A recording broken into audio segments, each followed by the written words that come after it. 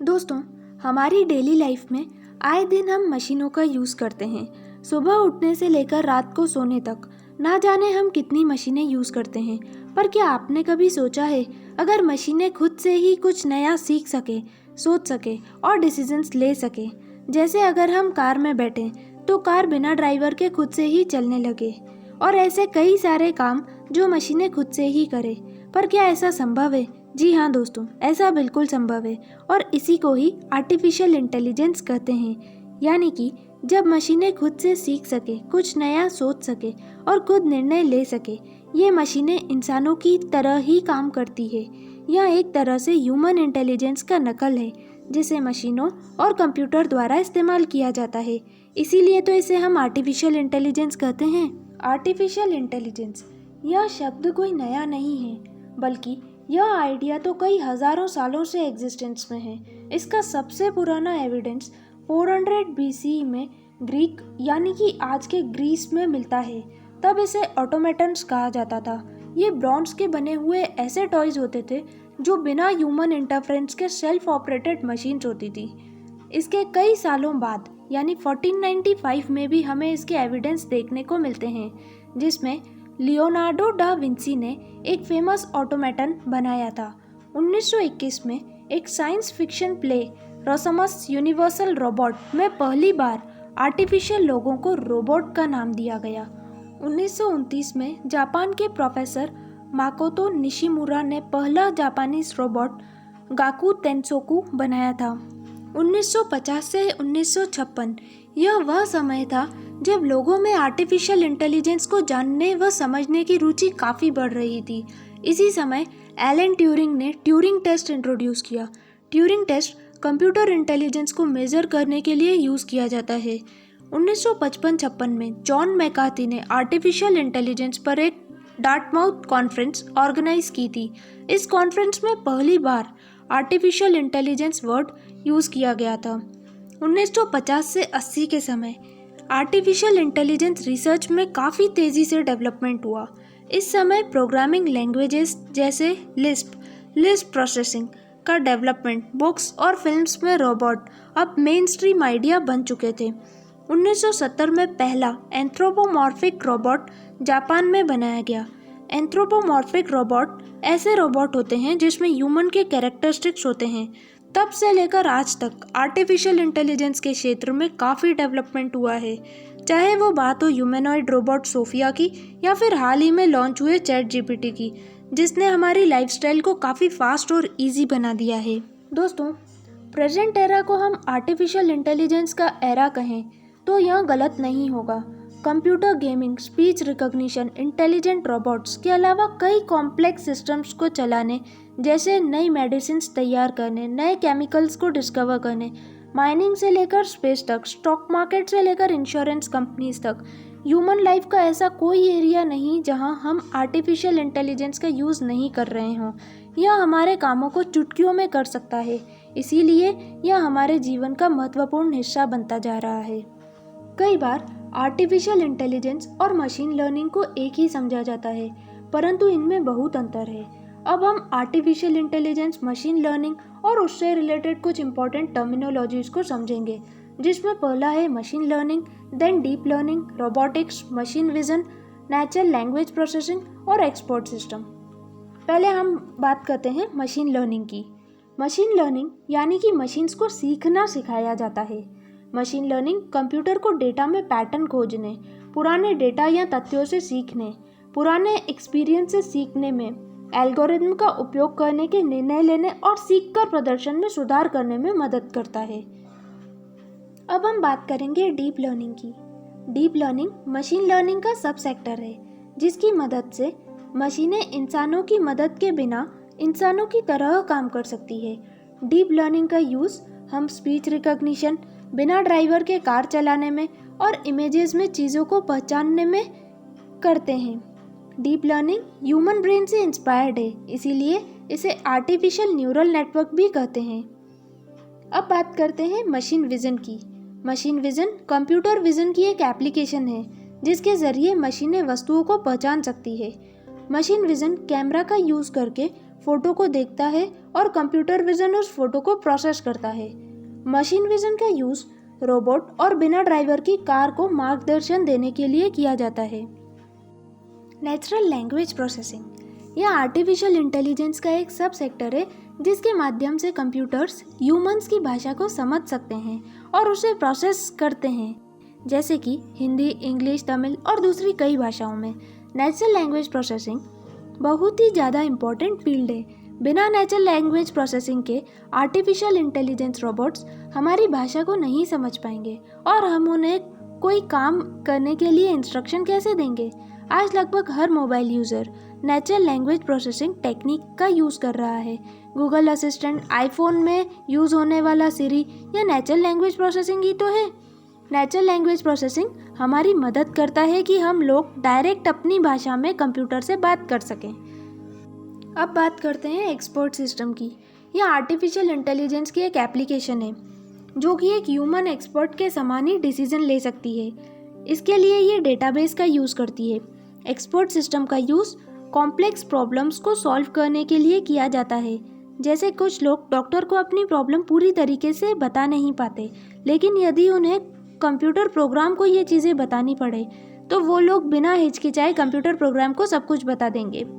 अब बात करते हैं रोबोटिक्स की।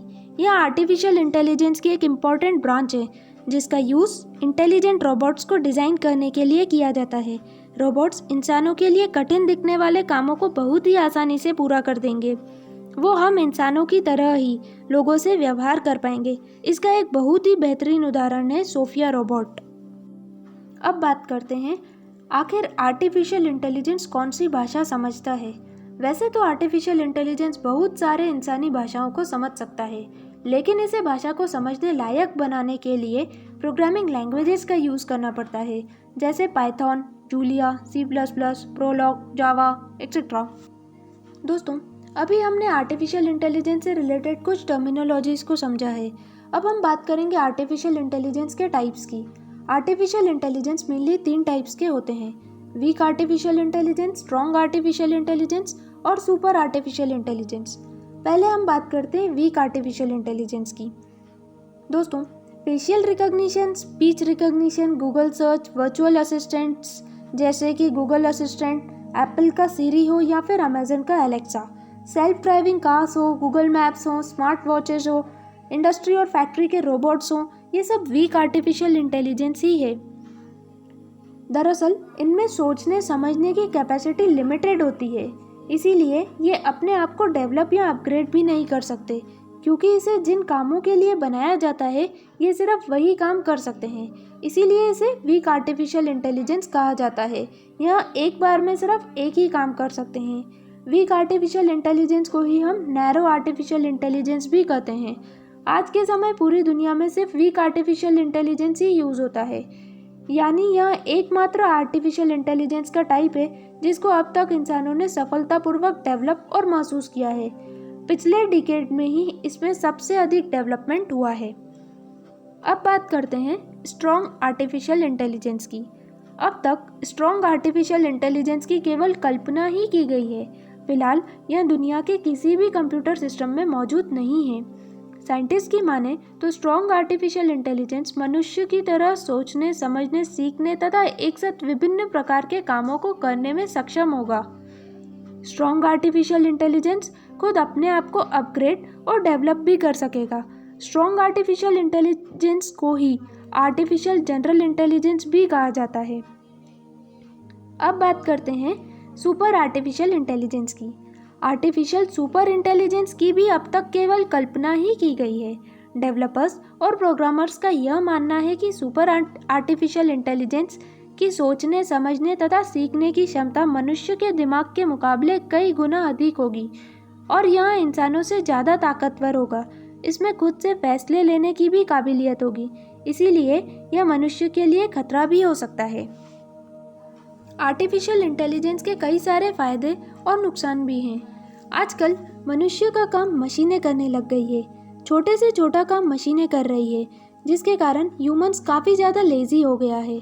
यदि इसी तरह हम ऑटोमेशन की तरफ लगातार बढ़ते रहे तो एक दिन लोगों के पास किसी भी प्रकार का एम्प्लॉयमेंट नहीं बचेगा। आने वाले समय में रोज़गार उसी को मिलेगा जिसके अंदर स्पेशलाइज्ड स्किल्स होगी। यदि हमने एडवांस्ड आर्टिफिशियल इंटेलिजेंट रोबोट्स बना लिए जो सोचने में सक्षम हो, हमारी तरह काम कर सकें, तो आर्टिफिशियल इंटेलिजेंट रोबोट्स इंसानी सभ्यता के लिए एक बहुत ही बड़ा खतरा साबित हो सकते हैं। ह्यूमन ब्रेन पैटर्न समझने में काफ़ी तेज़ होता है। इसी क्षमता के कारण हमने कई नए इन्वेंशंस किए हैं। आज हम अपनी यही शक्ति मशीनों को दे रहे हैं। भविष्य में जब मशीनों को इंसान की इस शक्ति का एक्सपोजर मिलेगा तो इससे एक बड़ा खतरा पैदा हो सकता है। ह्यूमन ब्रेन्स एक सीमा के भीतर रहकर इंफॉर्मेशन को प्रोसेस करता है। वहीं बात जब मशीनों पर आती है तो वह बड़ी ही तेज़ी से अपने भीतर डेटा की प्रोसेसिंग करके रिजल्ट्स हमारे सामने रख देते हैं। वहीं क्वांटम कंप्यूटिंग का डेवलपमेंट उसकी इस क्षमता को एक नए शिखर पर ले जाने का काम करेगा। ऐसे में आर्टिफिशियल इंटेलिजेंस के रोबोट्स के ऑब्जेक्टिव्स हमारे ऑब्जेक्टिव से ज़रा सा भी बेमेल होते हैं तो ये संपूर्ण मानव जाति पर खतरा साबित हो सकते हैं।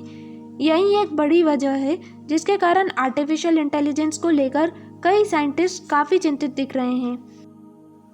एक पॉपुलर गेम है अल्फागो। साल 2017 में गूगल के artificial intelligent robot deep mind ने इस गेम में दुनिया के सबसे सर्वश्रेष्ठ खिलाड़ी को हरा दिया। जबकि डीप माइंड के पास गेम से जुड़ी कुछ जानकारियों के बल पर उसने सबसे सर्वश्रेष्ठ खिलाड़ी को हरा दिया। वहीं भविष्य में जब किसी हाईटेक आर्टिफिशियल इंटेलिजेंस रोबोट के पास ह्यूमन हिस्ट्री के एवोल्यूशन का वह सारा ज्ञान आ जाएगा, तब क्या होगा? यही एक बड़ी वजह है जिसके चलते आर्टिफिशियल इंटेलिजेंस के संभावित खतरों को लेकर दुनिया काफ़ी चिंतित है। कई सारी मूवीज़ जैसे स्टार वॉर, आई रोबोट, टर्मिनेटर में भी इन्हीं खतरों को दिखाया गया है। यहाँ तक कि दुनिया के सबसे रिचेस्ट पर्सन एलन मस्क ने कहा है कि आर्टिफिशियल इंटेलिजेंस के साथ हम राक्षसों को बुला रहे हैं। और वहीं स्टीफन हॉकिंस ने कहा है कि आर्टिफिशियल इंटेलिजेंस का फुल डेवलपमेंट मानव जाति का अंत कर सकता है। बिल गेट्स ने भी आर्टिफिशियल इंटेलिजेंस से होने वाले खतरों को मनुष्यों के लिए चिंता का विषय बताया है। हालांकि यह बहुत चिंता का विषय तो है, परंतु रोबोट्स का इन्वेंशन मनुष्य की भलाई के लिए हुआ है और इसके काफ़ी सारे फायदे भी हैं। जैसे कि इससे हमारे काम करने की एफिशिएंसी काफ़ी बढ़ सकती है और हम किसी भी काम को तेज़ी से कर सकते हैं। हमारे गलतियां होने की संभावना भी काफ़ी कम हो सकती है। इसका सबसे बड़ा फ़ायदा यह है कि यह 24/7 हमारे लिए काम कर सकता है, फास्टर डिसीजंस भी ले सकता है, साथ ही यह रिपीटेटिव जॉब्स को भी परफॉर्म कर सकता है, जिससे हमारा काफ़ी सारा टाइम और एनर्जी सेव होगा। आर्टिफिशियल इंटेलिजेंस का डेवलपमेंट पूरी मानव जाति के लिए सबसे बड़ी घटनाओं में से एक है, लेकिन सच यह भी है कि यदि इसके जोखिम से बचने का तरीका नहीं ढूंढा तो इसके गंभीर परिणाम हो सकते हैं, क्योंकि तमाम फायदों के बावजूद आर्टिफिशियल इंटेलिजेंस के अपने खतरे भी हैं। थैंक यू फ्रेंड्स, इस वीडियो में इतना ही। ऐसे ही इंटरेस्टिंग और यूज़फुल टॉपिक्स को देखने के लिए हमारे चैनल को सब्सक्राइब कीजिए एंड नेक्स्ट वीडियो आप किस टॉपिक पर देखना चाहेंगे कमेंट सेक्शन में ज़रूर बताइए। Thank you.